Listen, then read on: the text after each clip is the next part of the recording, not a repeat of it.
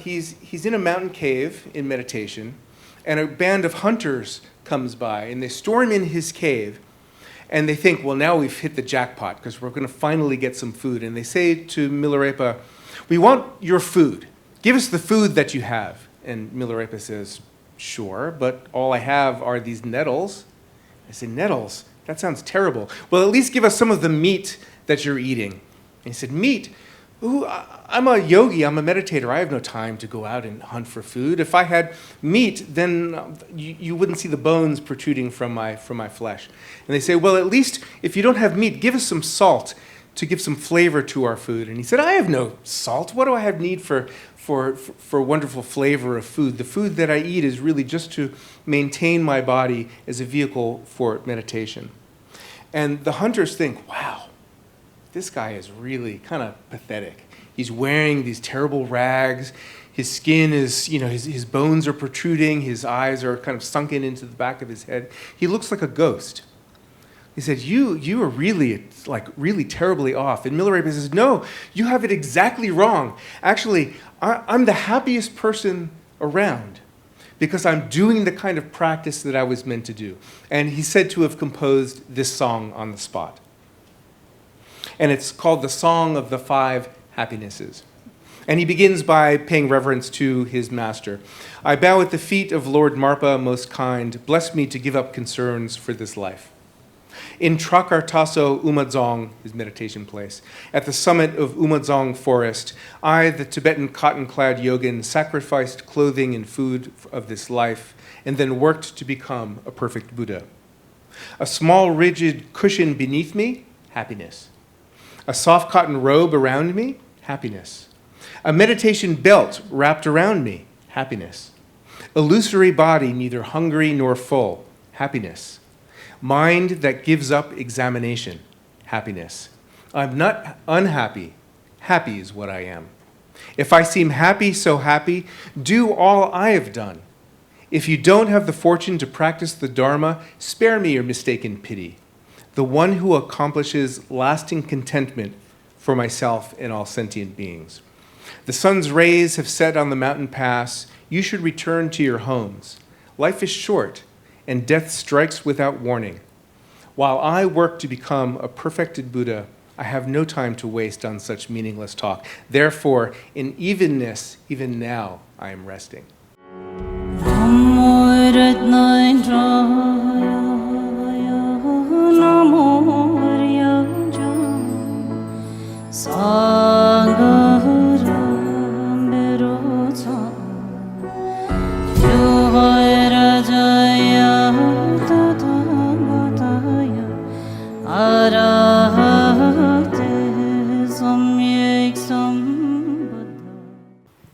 Good afternoon, and thank you for coming on a sunny Sunday afternoon, and welcome. And can I also thank the Bangor Family Trust and the organisers, Teamwork Arts, for making possible the talks, discussions, and music we are all enjoying over this weekend. For this section of today's program, we turn for a while to the Buddhism of Tibet and the Himalayas. We have with us Professor Andrew Quintman, who bravely stepped up on Friday evening to deliver an excellent keynote address at short notice. Andy, as we've heard, is chair of the Department of Religion at Wesleyan University in Connecticut, USA. He's also co-president of the Buddhist Digital Resource Center that is so useful for scholars and practitioners of Tibetan Buddhism. And he is well known among scholars as the current expert on one of the major religious figures of Tibetan Buddhist history, the Yogin Milarepa, who lived in the late 11th, early 12th centuries. And he's published two notable books on Milarepa, the Penguin Classics publication of his translation of the life of Milarepa, and the more analytical, The Yogin and the Madman, where the madman in the title is the 15th century author of the life of Milarepa, which he translated. So we've titled this discussion The Yogin and the Monk, because we shall be comparing and contrasting two major figures of Tibetan Buddhism. Firstly, the Yogin Milarepa, and secondly, the monk Karma Pakshi, a 13th century figure who is credited with beginning the reincarnate Lamas tradition. This reincarnate Lamas tradition flourished uniquely in the Tibet and Himalayas regions and is nowadays exemplified, perhaps most famously, by the Dalai Lama's succession of reincarnates. As to myself, my name's Charles Manson, and as we know, I work as a librarian for the Tibetan collections at two libraries. And I've recently published a book on Karma Pakshi, this one, and in fact, it wasn't till this morning that I realized, oh, we're going to talk about the monk, or the yogin and the monk. Well, I've actually been a monk and somewhat of a yogin too. So. But I've never been a yogin, so that's... Well, we're both householders now. Yeah, it's different traditions, yeah. However, we both know our subjects well and hope the ensuing discussion will be fruitful. These two icons of Tibetan Buddhism travel two different spiritual paths, one as a yogin hermit and one as a monk living in and building institutions.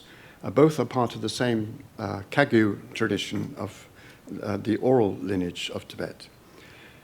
So could we start, Andy, with informing us about Milarepa's early life, the period and the place he lived in, and in the progress of his life?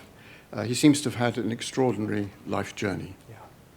First of all, thanks so much, Charles, and thanks again to our sponsors of this amazing weekend of events, and to Sunjoy and the whole Teamwork Arts team that has done such a fabulous job of putting this together. And let me also just comment, there's some slides playing in the background. I'm not clicking through them. They're just going to change automatically. They're not necessarily aligned with what we're talking about at the moment, but to give you a sense to sort of evoke the time and the place, and especially the landscapes in which these figures lived their lives, since we'll be talking a little bit about that. So let's see, the life of Milarepa, he was described in the introduction as a revenge murderer. Maybe not what you would expect in the description of a Tibetan saint. But if you were to look up Milarepa on Wikipedia, I don't advise this to any of you. It's a terrible entry. I didn't read it myself. It's really terrible. But one of the tags at the bottom is mass murderers, and that's where his life begins. So Milarepa lived in the was born in the late 11th century. His dates are hotly contested, but let's say 1028. And he was born to a wealthy family, but late in his life, or early in his life, late in his childhood when he was just a child, his father died. And he left all of his patrimony, all of their familial wealth, to Milarepa's aunt and uncle. And it was meant to be handed back to Milarepa when he came of age. And of course, the first thing the aunt and uncle did is steal all of the wealth for themselves. They kept Milarepa and his sister and his mother in a life of servitude and poverty, in really terrible circumstances. And the story tells us that Milarepa's mother, in this truly emotionally fraught moment, convinces her son to carry out the ultimate act of revenge, that is, to utterly destroy the family, the aunt and uncle, but not only the aunt and uncle, but all surviving relatives in their family, as the ultimate act of revenge. And of course, what do you do in early medieval Tibet to exact revenge? You study black magic. And so he trains for a number of years in the so-called black arts, and he learns how to effect negative results from a distance, and in fact murders, by some accounts, more than 40 people at a wedding of the aunt and uncle. The uncle dies, the aunt is spared, and so the aunt goes on to tell the story of all the terrible things that Milarepa has done. But that wasn't enough to placate the mother, She rejoices in the fact that many people died, but then convinces her son that no, you aren't finished yet. Now you need to really teach everyone in the whole region, everyone from our village, a lesson. And to do that, he casts a terrible hailstorm. So there was some control of the weather, of the natural elements. And it said that the hail rained down so that it piled up to the rooftops of the village and destroyed the crops for the entire season. So, of course, the entire village was just completely decimated. So Milarepa indeed began his career, began his life as a mass murderer. But as many great religious heroes do, there came a moment when he realized what the karmic weight of his actions would be. So you sow negative deeds in this life, in the next life, you're reborn in a hell realm. And what does he do? He sets out to seek the Dharma. He sets out to find a path to liberation. And he tries a few different teachers. None of them really work out. And then he hears the name of Marpa the translator. Marpa is the so-called predestined guru of Milarepa. And he finds his way to Marpa's residence in southern Tibet. And he spends the next several years undergoing an arduous period of training with Marpa, some of which entailed carrying out a kind of project of physical trials, of physical labor. And the physical labor was a means, so the story tells us, of purifying Milarepa's past misdeeds. But that's really just the precursor, sort of sets the stage for Milarepa's religious career. And what he does is he goes on with the teaching of his teacher, Marpa, sets out to spend the rest of his life wandering the Himalayan mountainsides from the high peaks in rocky caves down to the kind of lowland jungles on the borderlands of Tibet and Nepal, even on the Nepal side of the Himalayas. And spends the rest of his life in solitary meditation. You've seen some images of him wearing not the monastic robes, maroon robes of a Tibetan monk, but the white robes of a renunciate, of a yogi, of someone who's cast off all of the attachments to ordinary social life. And so he spends the rest of his life in solitary meditation. Eventually word gets out about his great deeds, and he starts to attract disciples, some of whom were non-human, so he tames the demons of the landscape. Hopefully we'll talk about that. But he also attracts many human disciples. And he teaches them not in the form of philosophical discourse. He was not a learned person. He didn't spend time studying the text as a kind of doctrine, but instead he composes his instruction in the form of a kind of spontaneous poetry, a poetry of awakening, something we've heard a bit about already this weekend, and I spoke in my address on Friday evening. And so he became famous not only as a meditator, but also as a poet, and his primary medium for instruction was through poetry. And many of his song poems have been recorded in the stories of how he meets his disciples and teaches them and trains them. And then in his late 80s, he undergoes a sort of miraculous process of dying and finally passes away. And he leaves us the legacy of this yogic tradition, but also of the songs that he composed. And I know that this, as a kind of approach to the religious life, really contrasts with the monastic lifestyle of Karma Pakshi. Yes. Also, thank you. The childhood's extremely different. So Karma Pakshi was born approximately 80 years after Milarepa died. He was born in the upper reaches of the Yangtze River, right up in the Tibetan highlands. And it seems that at the age of 5 or 6, he was quite a precocious, talented child. He could read and understand the Dharma quite easily. It was quite a different approach, a life story. And he set off at about the age of 11 to central Tibet. He was born in eastern Tibet with the Yangtze in order to study further philosophy and train in the Buddhist tradition. But on the way, it actually doesn't mention the hill, which particular hill, but he came across this lama, considerably older, who had something of a good reputation. And they met, and they asked the older lama, Pomdrakpa, he asked him to stay with him that evening because he was going to give a ceremony, an empowerment, an initiation.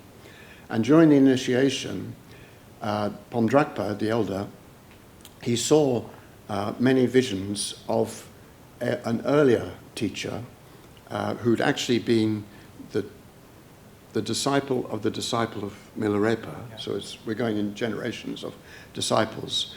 And he'd seen him surrounding this small boy who was just sitting off to one side. And he called him, after the ceremony had been finished, he called him over and he said, after they'd had some discussion, I think that you are the reincarnation of Dusum Khenpa, this previous sort of grand disciple of Milarepa. So, and he asked him to stay. So he gave up going to central Tibet from the east, and he proceeded to receive instruction from Pomdrakpa. And then in his late teens, he sent him, Pomdrakpa recommended that he go to Katok Monastery, which was a Nyingma monastery nearby, and study there to become well-versed in the sort of the scriptures directly, rather than just meditation. He'd been practicing with Pomdrakpa more meditations. And so he did that, and then he completed his studies there and went back to Pomdrakpa. But at this time, this is now round about the 1230s in East Tibet. And if you remember that Genghis Khan died in 1227, but nevertheless, his sons and his grandsons, they still had this idea of overtaking China. It's a bit like Greenland. It goes by generations. So they had to move. The Mongols were coming down this east side of Tibet, so they had to move down further to a place called Markham. And unfortunately, it's there that Pomdrakpa died, and Karma Pakshi was slightly bereft at this. He didn't really know what to do. And then he had a vision. Many of his life choices, life decisions were made because of vision. He had a vision that he should go slightly further east. And he did find a place. Oh, there he is. That apparently is what he actually looked like, roughly. You know, that's as close as any statue. It's called a ngadra, like me, looks like me statue. Not that he actually said that, but it was made, yeah, the tradition has it that it's called a ngadra. Sorry? Louder, I'm sorry. Yes, thank you. Oh yes, he was bereft. So he went to Pungri near Batang, and he started to reside on this remote hill up in 12,000, 14,000 feet high. And he did this for 13 years. So his life has been quite smooth so far, except for the guru dying, but not these great problems that Milarepa had. And he got very adept at the meditation and got something of a reputation. And then after 13 years, he decided to actually continue the work of the person that he was supposed to be a reincarnate of in repairing the monasteries and so forth. So this is now 40 or 50 years after his previous incarnation had died. So you can imagine that when an illustrious master dies, sometimes the organization, the monasteries, they get dilapidated as well. And so he started doing that in the east side of Tibet, and then he was invited to go to central Tibet, where the main monastery was. And he went there and repaired it there, took 6 years or so, improved the Sangha and so forth. Now, in the meantime, Kublai Khan was in the east side, the west side of China, the east side of Tibet, and he presumably had heard of this unusual meditator. So he sent an invitation. This is Kublai Khan the famous in Coleridge's poem. And Karma Pakshi so then went to Kublai Khan's court. And at first they had a good meeting, but it soured after a while, and Karma Pakshi decided to leave, which somewhat angered Kublai Khan. And he then got an invitation to go to Mongi Khan, who was actually the emperor at the time. Kublai Khan was the younger brother of Mongi Khan, and he was still a prince, not an emperor. So he went up to Karakoram, and they had a very good meeting, and the Buddhism had already got to Karakoram, but he had a very close relationship with Mongi. And then after a while, Mongi decided to continue Genghis Khan's conquering of China, so he came south, and Karma Pakshi seems to have decided he shouldn't be part of this army, so he decided to leave to go back to his monasteries in Tibet. But unfortunately, Mongi Khan died in 1259 from illness, and as a result, there was a civil war for succession. And Kublai Khan had thought of Karma Pakshi because he'd left early before, and also he'd been associated with his elder brother, who he didn't always get on with, that he was part of the sort of enemy camp. And so he ordered him to be executed. So this is where his troubles do begin, really. But no matter how many times they tried to execute him, it didn't work. They tried drowning, they tried throwing him off a cliff, and in the end, unfortunately, the executioner himself committed suicide because he'd completely failed. I know, it's not really funny, but so Kublai Khan decided, well, I'm not going to kill him, but I'm going to put him into internal exile. So he sent him up to northeast China, to an island within a lake, and he spent the next few years, while this civil war was going on amongst the Mongol princes, and there he did quite a bit of writing. He started writing, he made use of his time. And then the civil war ended, so Kublai Khan brought him back to an area that has since become Beijing. It wasn't Beijing then. And they still kept him imprisoned, actually. But he imprisoned Karma Pakshi, but he managed to get out of the prison somewhat miraculously. And so this changed Kublai Khan's idea. And he said, oh, please forgive me. Please stay. I'd like you to become my teacher again. But I think Karma Pakshi had had enough by now. So he just said no. And besides, he was getting quite old. He went back to Tibet, and eventually he died there. But he did make sure, before dying, that there was a couple that were told that she would have a child, and that he wanted to borrow their house, so to speak, was how he put it. And later it was realized, oh no, this is probably, he was reserving a space for his next incarnation. And lo and behold, 5-6 years after his death, this child further south in Tibet, actually in the area that Milarepa was in, was recognized as the third in this lineage. And then he died quite peacefully, which unfortunately Milarepa had a somewhat difficult time at the time of his death. Would you like to tell us about that? Yes. So, the story of his death is really told on a grand, almost operatic style. But I wanted to make a comment here. It's really striking to think about these two figures, Milarepa and Karma Pakshi, side by side. And in a certain sense, they're both exemplars of the Tibetan Buddhist religious tradition. They illustrate two different approaches to the religious life and the spiritual path to awakening, one the yogi, one the monk. They both developed, they're renowned for their developing tremendous siddhi powers. So Karma Pakshi, lots of stories about his immense power. Stories about Milarepa flying through sky and changing his body and the form of his body and so forth.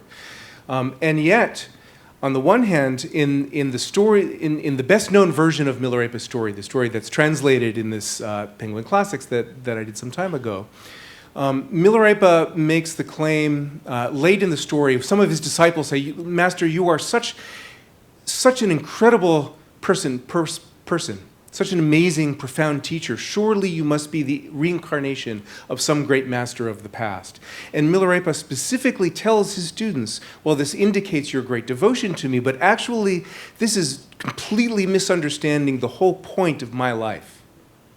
Everything I have done, from my early misdeeds all the way up to my religious practice late in life, is to indicate that anyone who dedicates his life in a sincere and dedicated way and undergoes the practice of meditation can do exactly what I have done. My path is available to everyone, everywhere. That's the central message of Milarepa. To see me as a reincarnation, that shows your great faith, but actually it's misunderstanding my whole life. And yet, several generations later, the inheritor, if you will, of Milarepa's tradition finds himself as actually the beginning of the most important and powerful institution in Tibetan Buddhist history, and that is the process of these recognized reincarnations, the Trulku lineage. And the Karmapas and Karma Pakshi is really the first example of that. So it's such an interesting kind of contrast to see them side by side.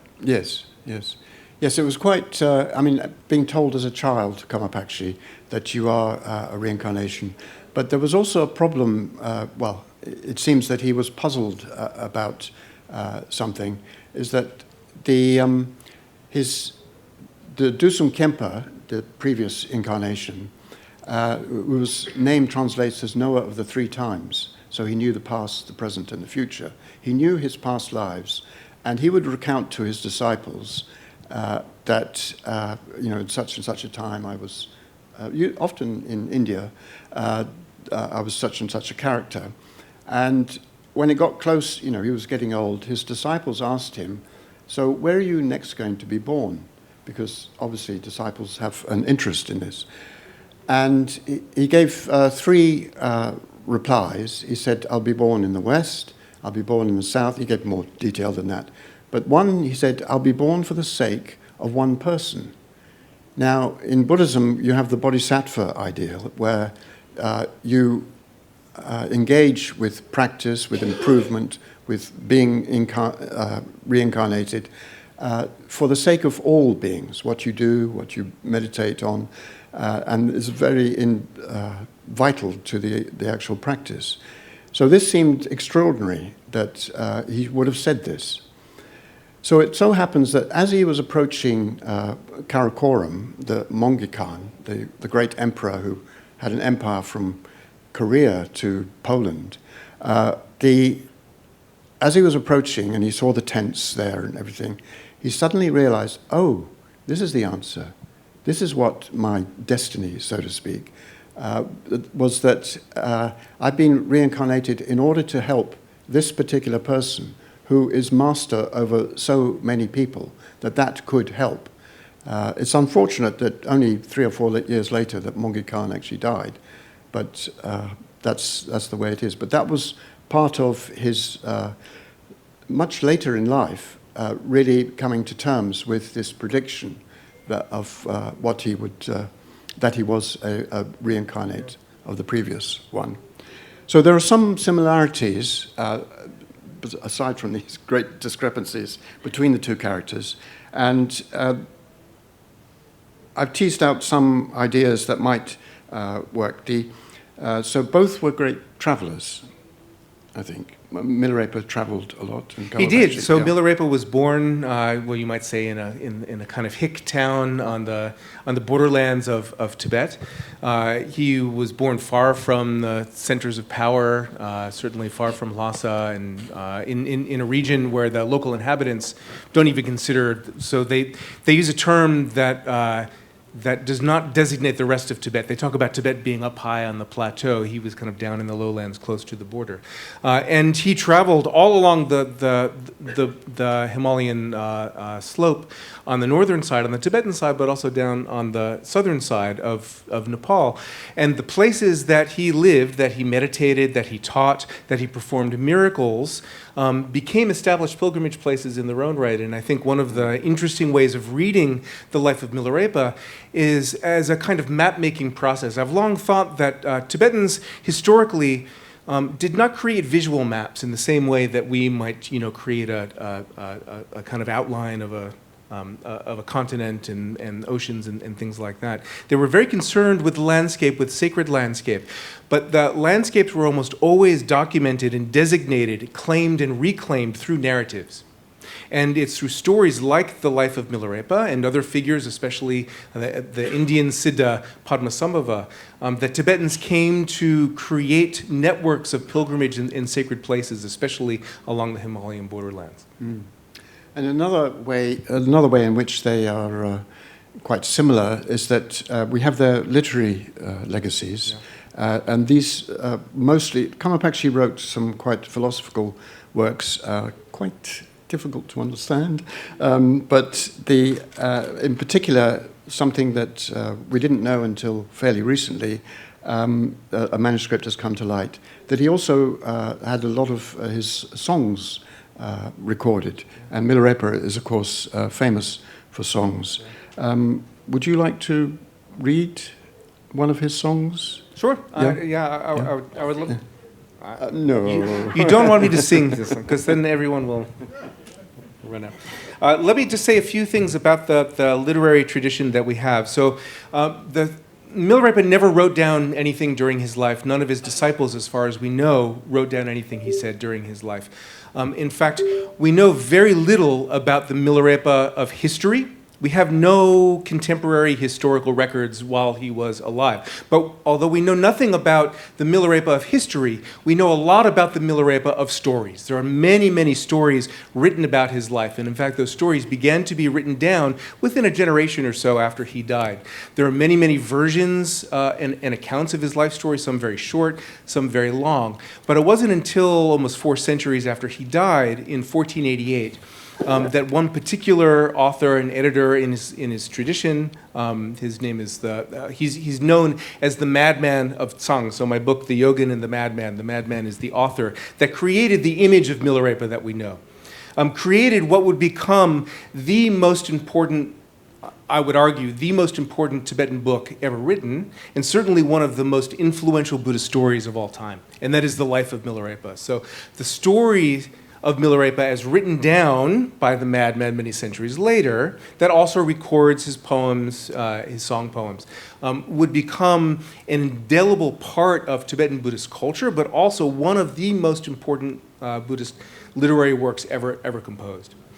There are many, many songs. There's a companion to the life story that claims to have 100,000 songs of Milarepa. Actually, 100,000 is just a Tibetan way of saying many, or all of them. It's a compilation of maybe 350 or 400 songs, but even his life story has some songs too. So let me choose one here from late in his life. This is during his period of solitary meditation, where he's living in small mountain caves. He's really, living on the food of wild nettles that he's gathering from the mountainside, so much so that his skin is said to have turned green. If you see pictures of him, he's often shown with green skin. And so in this setting, he's in a mountain cave in meditation, and a band of hunters comes by, and they storm in his cave, and they think, well, now we've hit the jackpot, because we're going to finally get some food. And they say to Milarepa, we want your food. Give us the food that you have. And Milarepa says, sure, but all I have are these nettles. I say, nettles? That sounds terrible. Well, at least give us some of the meat that you're eating. And he said, meat? Ooh, I'm a yogi, I'm a meditator. I have no time to go out and hunt for food. If I had meat, then you wouldn't see the bones protruding from my flesh. And they say, well, at least if you don't have meat, give us some salt to give some flavor to our food. And he said, I have no salt. What do I have need for wonderful flavor of food? The food that I eat is really just to maintain my body as a vehicle for meditation. And the hunters think, wow, this guy is really kind of pathetic. He's wearing these terrible rags. His skin is, his bones are protruding. His eyes are kind of sunken into the back of his head. He looks like a ghost. He said, you are really terribly off. And Milarepa says, no, you have it exactly wrong. Actually, I'm the happiest person around because I'm doing the kind of practice that I was meant to do. And he's said to have composed this song on the spot. And it's called the Song of the 5 happiness is. And he begins by paying reverence to his master. I bow at the feet of Lord Marpa, most kind. Bless me to give up concerns for this life. In Trakartaso Umadzong, his meditation place, at the summit of Umadzong forest, I, the Tibetan cotton-clad yogin, sacrificed clothing and food of this life, and then worked to become a perfect Buddha. A small rigid cushion beneath me, happiness. A soft cotton robe around me, happiness. A meditation belt wrapped around me, happiness. Illusory body, neither hungry nor full, happiness. Mind that gives up examination, happiness. I'm not unhappy. Happy is what I am. If I seem happy, so happy, do all I have done. If you don't have the fortune to practice the Dharma, spare me your mistaken pity. The one who accomplishes lasting contentment for myself and all sentient beings. The sun's rays have set on the mountain pass. You should return to your homes. Life is short, and death strikes without warning. While I work to become a perfected Buddha, I have no time to waste on such meaningless talk. Therefore, in evenness, even now, I am resting. Beautiful. Very nice. Yes. Thank you.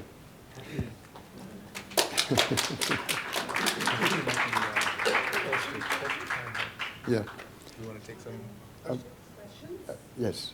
Did you not want to share the death, the story of the death? I would. Or part of it. Yeah. So the story of Milarepa's death is really extraordinary. So of the 12 chapters of Milarepa's life, which is, by the way, intentionally modeled on the life of the Buddha. If any of you have read the life of the Buddha, you'll know it's carried out in certain stages. There are certain acts and actions that a Buddha must carry out in his life. In the Tibetan literary tradition, this is often told in the form of 12 kinds of acts, 12 things that a Buddha must do. And Milarepa's life was intentionally modeled after the life of the Buddha. In fact, I've argued that Milarepa becomes a fully Tibetan Buddha, wearing Tibetan clothes, speaking Tibetan language, singing Tibetan songs.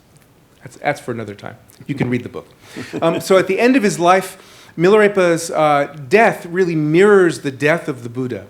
And he dies, but even after he dies, he comes back and he sings from the heavens. He appears in visionary form to his disciples. And there's to be a grand cremation, because what do you do with a great master's body? In Tibet, you cremate him so that you have relics, and the relics are what you venerate. And all of his disciples come from the whole, borderland region, and they all want his physical relics. And they try to do the cremation, and the fire won't light, just like in the Buddha's life story, until his disciple Rachungpa appears, and then it spontaneously bursts into fire. And when the fire goes out, they check the ashes to get his relics, and they find that they've all been taken away in the night. All of the physical relics have been taken by the Dakini goddesses. They say, these human disciples, they're all fighting over the Milarepa's relics, just like the Buddha's patrons fought over his relics. You don't deserve his relics. And in fact, his disciples are left with nothing. Well, Milarepa leaves a last will and testament, and he says, if any of my disciples would like all of the gold I have accumulated in my life, you can look under this stone, under the throne, under the seat I've been meditating on. And just after he dies, his disciples go and they lift up the rock, and they see a letter there, and they say, any of you who think that I, Milarepa, the great yogi who spent his entire life meditating, had one moment of interest in gold, you should stuff your mouth with shit. And they proceed to give away his accoutrement, his hat, and his walking staff, and things like that as a kind of relic. But really, the relics that we're left with, there are no physical relics of Milarepa. What we're left with are his words. I think someone made the case about that maybe in the conversation about Kabir, that wonderful conversation, that what we're left with are his words, his songs, his poems. And those poems are still performed today. They're still recited, as I said, on Friday night. They still are part of an active and living tradition. Mm-hmm. So that's the story of his death. Thank you. It's really the connection between all the faiths that so far we've been talking about. That's right. And the power of the word. That's right. Absolutely. So, do we have time for one question? For one question? One very good question. Make it a good one. try to form it as a good question. So my question to Andrew and Charles, it might be a little personal about how the whole story has impacted all of you. So the first thing when we had these kind of stories of Milarepa or anything when you go into the past, it's about bringing those stories into our lives and then try to live this life better, right? For both of you who have explored all of your life diving into these stories and you know much more about it than any of us over here know, how has it impacted your life in your personal stuff? Have you been a Milarepa to yourself, or you are just lost in the stories? That's a great question. Can we set up another panel for this question? That's a very, very good question. Very quick answer. It's almost a trope in the life story of other Tibetan masters. There are a lot of biographies and autobiographies of Tibetan spiritual masters. It's a very important genre in Tibetan literary world. In almost every life story of a Tibetan master, at some point in their lives, they read the life of Milarepa. And it said that reflecting on the hardships that he underwent and the suffering and the profound renunciation that he practiced, the intensity of his practice and his devotion for his guru, brought that individual to tears. While they're reading, he was so moved with emotion in reading the story of Milarepa that they were moved to tears. And there was a moment in my translation of the story where Milarepa goes back. He's been studying with his master away from home for many years, and he's longing to see his mother. He really is missing his mother. And he finally gets permission to leave, and he returns to his family home, and he finds the home is collapsed and the books are eaten by mice. And he pulls away a clod of earth, and he sees a robe, and the robe opens up, and he finds the bones of his mother. And he's so overcome with emotion, he gathers the bones together and he sits on top of them and performs a meditation on impermanence. And while I was actually translating that passage, it took me almost a week to get through that short paragraph, because every time I came back to it, I was so flooded with emotion. I mean, literally had tears in my eyes, and the hair on the back of my neck was standing up. It was very, very moving. And in a sense, Milarepa is gone, but he lives on in the power of the words of the stories that are told about him, and in the words of his poems. Mm. Yes, with Karma Pakshi, he's inspired the two termas, sort of found script treasures that one from the 17th century and one from the 20th century, actually. And particularly the Mingyo Rinpoche terma from the 17th century, he is a practice of meditation where you actually imagine yourself as Karma Pakshi, and then there are various things that go on within your body as well. And when the Tibetan Buddhism came to the West more seriously in the 70s, with the Dalai Lama and the 16th Karmapa coming, the 16th Karmapa, wherever he went, he would tell people, you must do the Karma, people who were following him, so to speak, you must do the Karma Pakshi practice, the Karma Pakshi meditation. That's the practice of Guru Yoga. It's a Guru Yoga practice, yes. And also, just more recently, the Karma Pakshi mentioned, he taught Kubla Khan and Mongi Khan, and he taught what's known as the Introduction to the Three Kayas meditation. And just in the last year or two... Sorry, that's the cremation of Milarepa's death. Right, yeah. In the last year or two, with encouragement from friends, I've been doing this, do it once a month at the Buddhist Society, where we actually do the meditations that he recommended. They involve a certain amount of pranayama and also yoga exercises too, but also meditation, visualization. So it's really very relevant to nowadays. There is a Milarepa practice as well, a Guru Yoga practice too, which Tibetan Buddhist practitioners use. Do we have time for them to just...